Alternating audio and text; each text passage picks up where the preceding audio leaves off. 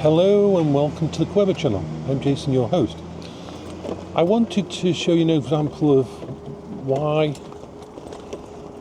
the light situation with the canopy is a bad thing at night.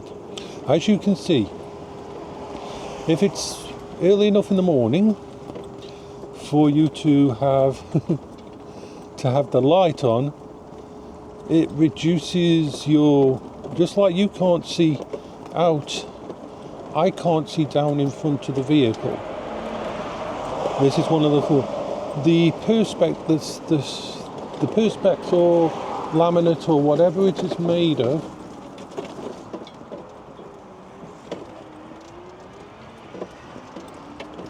is actually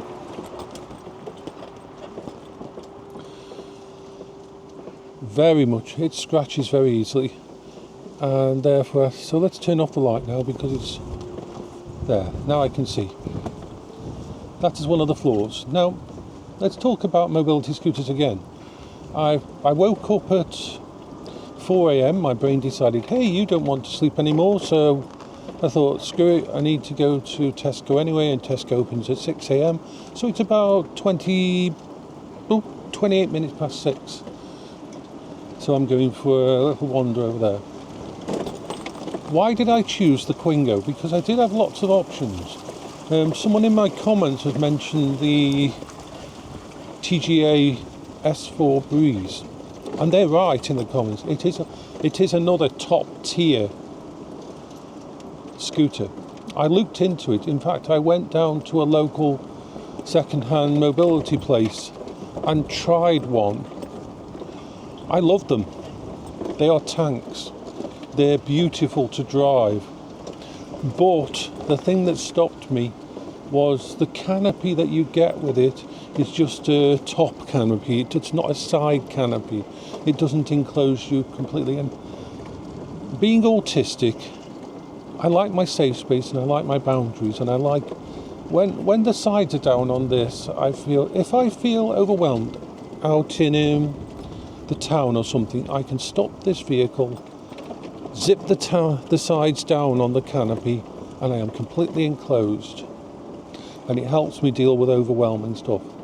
Unfortunately, the TGA Breeze 4, it ticked every other box for me when I looked at it, but the canopy was really important, which is why I'm going for like a scooter cabin this time. That is completely, it's a mini car basically, and I've checked as much as I can. It looks really good. The reliability of it is really good.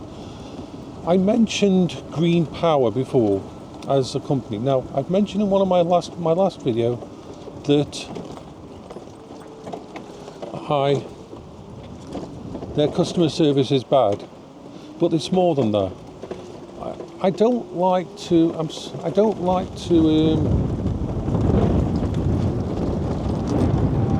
quite windy at the moment. I don't like to have a go at a company I haven't experienced myself. But when I was looking into buying a scooter, there was a couple of companies. One started with V. Can't remember what it was called, but both the V one and the Green Power one sell a lot of stuff on eBay. And a lot of the feedback looks like it's bot generated. It really does. And their vehicles look nice and shiny, and they have chrome, and they can look like really snazzy things, but their safety records are not good at all, and their service records, and the vehicles fall apart, and the chassis are so thin plastic, the plastic coverings are so thin that they will crack and break after a year's worth of sun. I would suggest nobody buying them. I'll try to remember the name of the. In fact, let's just stop here and it's easy enough to find. So I'll find out the name of the other company. Because when I first looked into game over mobility company, of course I went to Amazon and I went looking. So I'm just going to look on Amazon on my phone and type in mobility scooter.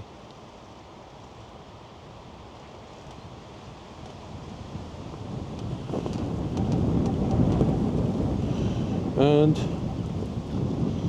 okay, so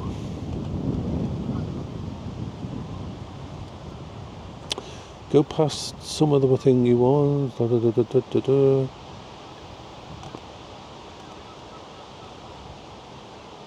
I'm looking for one with.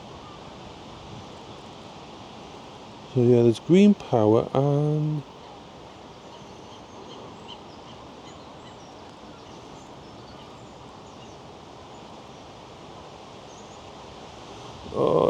Oh, there they are. No, that's a green power one. Green power and this other company both do it pretty much exactly. Velico. Like this, so there's a Velico one here. That looks nice, £1,500. Got lots of nice reviews, and it looks good. But from researching them, it's like they sell it the fastest electronic mobile scooter. By fastest, they basically hopped up the stuff and they're using Chinese parts and they unlimit them. These things can go way fast than a normal mobility scooter, and they don't have the safety. They are not good. The lot of them, the wording is very dodgy and icky. So those two companies are companies I hesitate to say that they're bad because I haven't experienced them myself. But when I did a lot of research, and I did research with my friends on Discord, and we went through all the bits and pieces about these two companies, because when I showed them the pictures of some of the vehicles that look like blooming Lambrettas or three-wheel trikes and all the nice things they say about how fast they are and how awesome they are, and it looked good, but when you dig down and look at the website and you see all the bits and pieces and you dig a bit further and you see some of the reviews and the Better Business Bureau complaints and yeah, don't touch them. Not only are they're not just cheap and cheerful, they're dangerous, because I've read reviews where brakes have failed, where the throttles are stuck on and where once you've got it, and if you need servicing, the servicing is not there. I mean, most mobility shops will not sell these green power or the other make. I've already forgotten the name of the other one again. That's what I'm going with. They don't sell them because they don't class them as a proper mobility scheme. It isn't a conspiracy. It isn't that they want you to buy the more expensive one. But if you see Pride vehicles like the Pride Revo, or the Jazzy, if you see stuff like the TGA ones in a shop, or the Quingo ones in a second-hand shop, or many of these other proper makes, they're going to be safe. It's only a dodgy second-hand dealer that would sell a green power or a thingy to a disabled customer. And unfortunately, people buy them from their granddads and their grandmothers. They'll see the green power ones, they see all the positive reviews, and then they grab them for them. And I saw a video once online where someone's son actually took a hammer to a green power vehicle in the driveway for his father, because he had been such a problem and had failed so many times and that. So yeah, there is some really good makes out there, and there's some really bad makes out there, unfortunately. But the bad makes will be the ones that try to tell you that they can go like 15 mile an hour and stuff like that, which isn't legal for UK roads. See, I trust the brakes on that, the automatic brakes on this system, I trust completely. This thing stops every time I take my finger off the throttle. I trust its speedometer. I trust the battery readout. I trust that I'm safe using it, that the seat isn't going to fall off.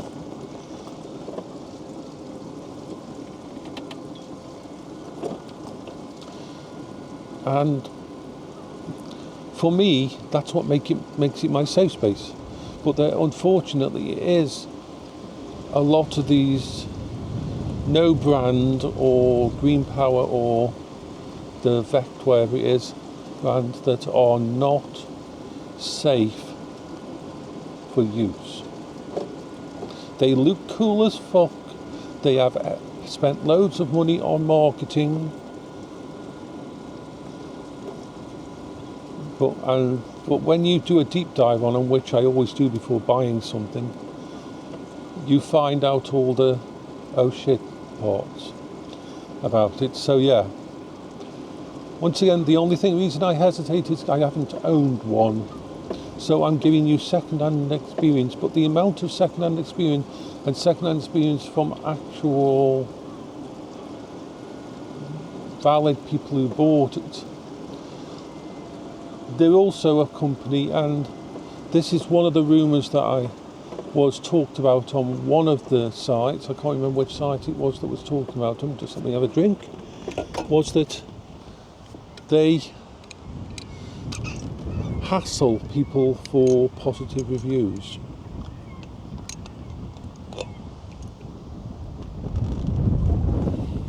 You know, there's a certain type of company on Amazon and that, which when you buy something, which I think you've bought it, you've done your bit for the company. If you think it's really good, yes, you can write a review about it, but I don't like companies that actually badger you for a review. It's especially when they say, oh, if you do a review, we'll send you a free item. To me, that's a little bit dodgy. So thank you to the person on my thing. You mentioned the TGA Breeze. The TGA Breeze for S4 is gorgeous. If it had a full canopy, it would have been a toss-up between that and the Quingo at the time, because they were both about the same price second hand. They both have excellent repairability and serviceability, and that's what matters to me. It doesn't matter how shiny a device is. It doesn't matter how good a device looks. What matters to me is how it functions in the real world, and how a year down the line or 2 years down the line I will be able to deal with it. I've had to do some deep digging into the scooter cabins and that, because there's not many reviews. In fact, there's short showing stuff and all that, but I will be doing lots of reviews. You will see a lot of information about it, and boy will I be having a go at them if there's anything wrong with them. I don't mind. You can always have problems with vehicles, and you can always have problems with anything you buy, but there's a difference between the odd oopsie and this thing's a lemon. Now, I believe that what I'm going to be choosing is not a lemon, because I've looked into it, I've done research, I've talked to the company itself, and it's a British company, it's a British mobility company, and they have their own shops, and they have a reputation in a lot of their equipment. A lot of it isn't, it's niche, but they have very good feedback, and mostly good feedback. So I have still got another month of research to do before I lock in my decisions. and I will be doing that research. And I am, if anybody knows of a mobility scooter with a full canopy, because that's the thing, the full canopy, a full solid canopy turns it into an amazing, even better safe space. It's like, yay, I'm protected. I'm going to put my gloves on. You know, the nice thing is, it's 14 degrees at the moment, but we are officially in autumn and the weather's cooperating with the autumn vibe. And I do plan to go out in the winter. I like to go out in the winter. I like to go out and that. I don't want to get wet. And I don't want my electronics and that to get wet. Because remember, I carry around with me a massive amount of electronic equipment. I've got a full-on router built into my coat that allows me to have my full internet service wherever I am. I've got my backup little computer system with me at all times. It's all part of my armour and helps me do more and be safe.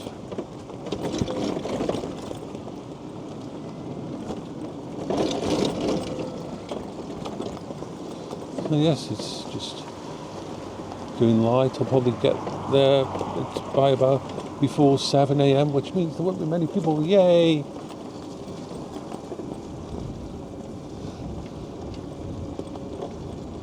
And also, if you know of a portable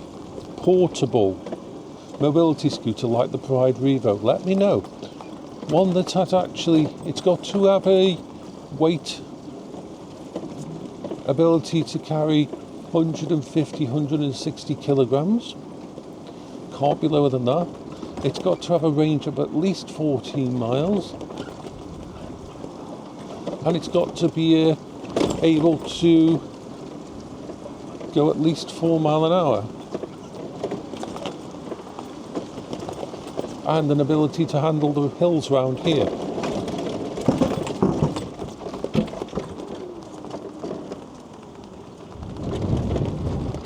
Also, someone mentioned about the motor on this. Now, the thing is, the motor on this Quingo does need a service. I know that because remember, this was bought second-hand, it wasn't brand new, and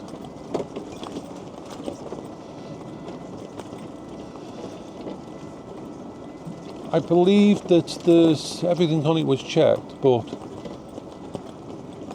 and I know these motors can last for thousands of miles. I didn't mean by, when I said that, I've done 860 odd on it, and no.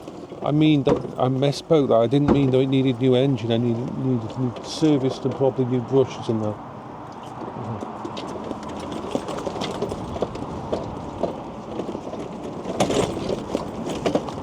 Whee!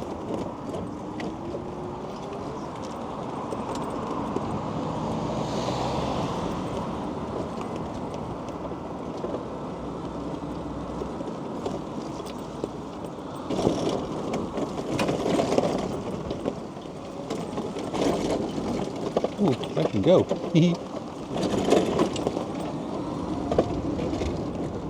Yay.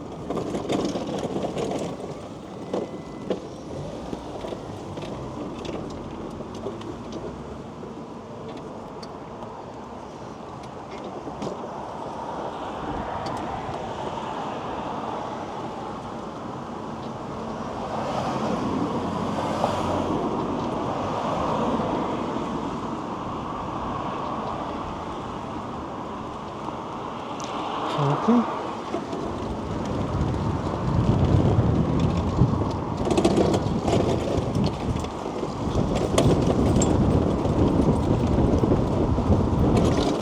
So what happened to my Pride Revo, and why do I want to buy a new Pride Revo as well? Well, when I first had it, I was using it fine, and then I couldn't use it for about a month, and instead of keeping it in the house, which I thought I should have, I left it in the backyard with a couple of proper stuff on top of it to keep it safe. It was all properly done and everything was tickety-dory, as they say. Everything was good, but we had a massive wind and rainstorm which ripped the cover off it, but didn't rip it off it completely, got it wet, and then the cover went straight back on top of it, so I didn't know. So when I went to check it about a month later, every part of it was soaked in water. The electronics were pretty much fucked. I tried to fix it myself, I couldn't. I tried it out and everything. A few of the parts were actually completely dead. Thankfully the batteries were okay, and so I had to pay, I think it was 150, which wasn't bad, to have it fixed, because there was water damage everywhere.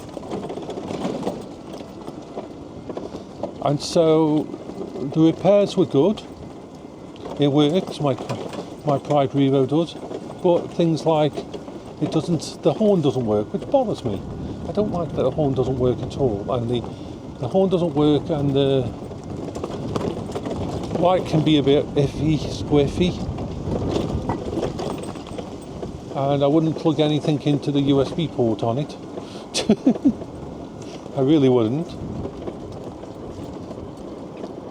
So it runs, its brakes work fine, I've had it's fully tested for the safety side.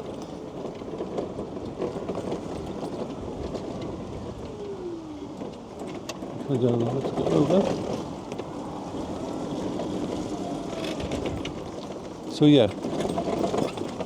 Oh, we've gone over the time into the next video. I usually stop it at 20, because I'm going to have to stop it. Actually, no, why should I stop it? Yeah. Oh. They said we were going to have lots of wind. It is very windy.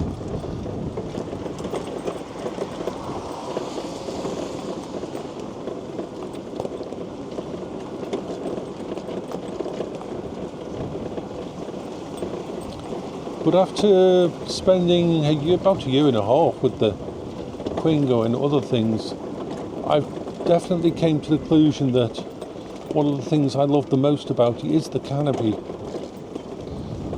The ability to enclose myself. And so a scooter carrying is the next evolution. I will always say that they need to fix a few things, like they need to work out some way for either to have a safety glass front on their canopy so that doesn't happen when you turn on, so you don't lose visibility when you turn on the light. And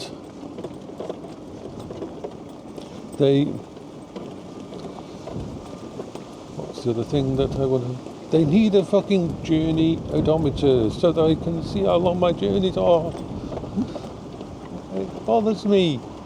And one of the other things that it's missing, which I miss, the Kimco had something that this doesn't. You see, on the main steering pedestal, the column, on the Kimco, has a lovely little box area where you can fit your drinks and everything. I miss that. It's one of the nicest things that was on there. Anyway, I will actually stop this vlog now. Bye bye, I'll talk to you a bit later.